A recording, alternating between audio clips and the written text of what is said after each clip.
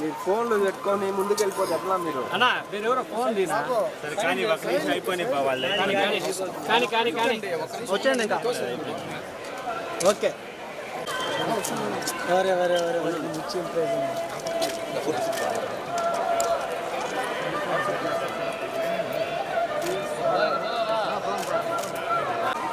అంటే మేడం అట్టా వచ్చేయండి మేడం ఇంక ఫోటో షూట్ అయిపోతుంది పక్కకు వచ్చేయండి బాబు మేడం రాని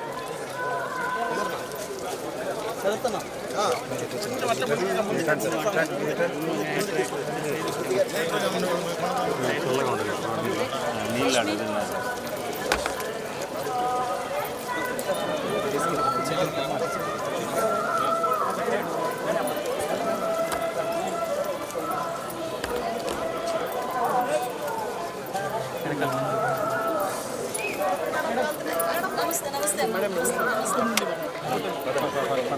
అయిపోయింది క్రాస్ చేసాం కదా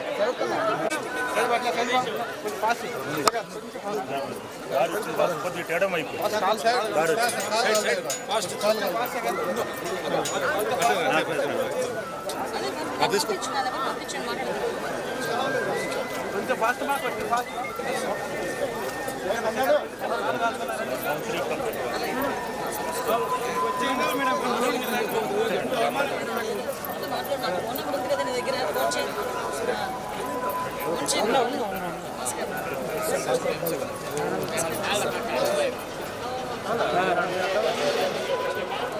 నన్ను అడ్డం వస్తాను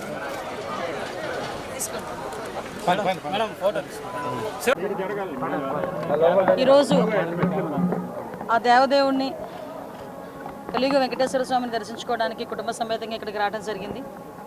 ఈరోజు ఆంధ్రప్రదేశ్ రాష్ట్రంలో నిజంగా ప్రజలందరూ కూడా ఊపిరి పీల్చుకునే పరిస్థితి సమయం ఆ దేవదేవుడు ఇచ్చినందుకు కృతజ్ఞతగా ఈరోజు ఇక్కడికి వచ్చి దర్శనం చేసుకోవడం జరిగింది.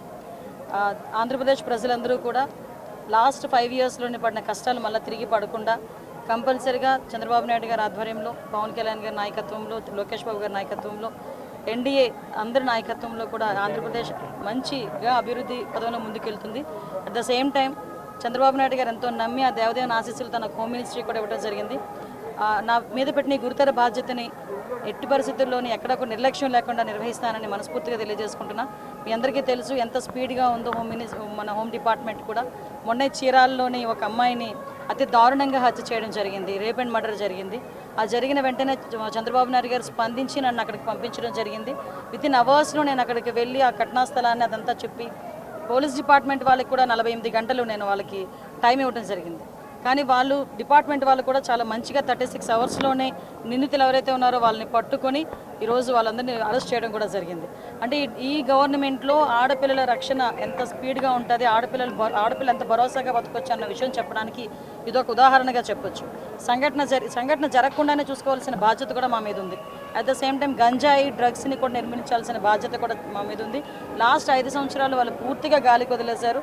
ఇప్పుడు మేము అదంతా కూడా స్టిమ్యులేట్ చేసి ఒక 100 days ప్రోగ్రామ్ పెట్టుకొని రాబోయే కాలంలో డెఫినెట్గా గంజాయిని డ్రగ్స్ని కూడా కంపల్సరీగా నిలువరిస్తాం. తిరుమల అంటే మీకు అందరికీ తెలిసిందే, 5 సంవత్సరాలు భక్తులు కూడా ఎంత ఇబ్బంది పడ్డారో. నేను ఇక్కడికి వచ్చిన తర్వాత భక్తులందరూ కూడా మమ్మల్ని వచ్చి అమ్మ మంచి గవర్నమెంట్ వచ్చింది, మీరైనా తిరుమలను బాగు చేయండి, ఇప్పుడు మీరు బాగు చేస్తారు నమ్మకం ఉందని చెప్తూ ఉంటే ఈ 5 సంవత్సరాలు ఎంత దారుణంగా ఈ తిరుమల తయారైందో మనందరికీ కూడా తెలుసు. ఎందుకంటే కనీసం లడ్డు నాణ్యత లేక, లడ్డు సైజ్ తగ్గించి, ఆఖరికి వసతులు సరిగా లేక చాలా ఇబ్బందులు పడ్డారు. కానీ అలాంటి ఇబ్బందులు పడే పరిస్థితి లేదు. అధికారులందరూ కూడా మారారు. అందరూ కూడా ఈరోజు ప్రజలకు అనుగుణంగా ఎక్కడ కూడా ఇబ్బంది లేకుండా ఎవరైతే యాత్రికులు ఉన్నారో, మన భక్తులు ఉన్నారో, భక్తులందరికీ కూడా మంచి వసతులు అయితే కల్పించే ఏర్పాటు చేస్తాం.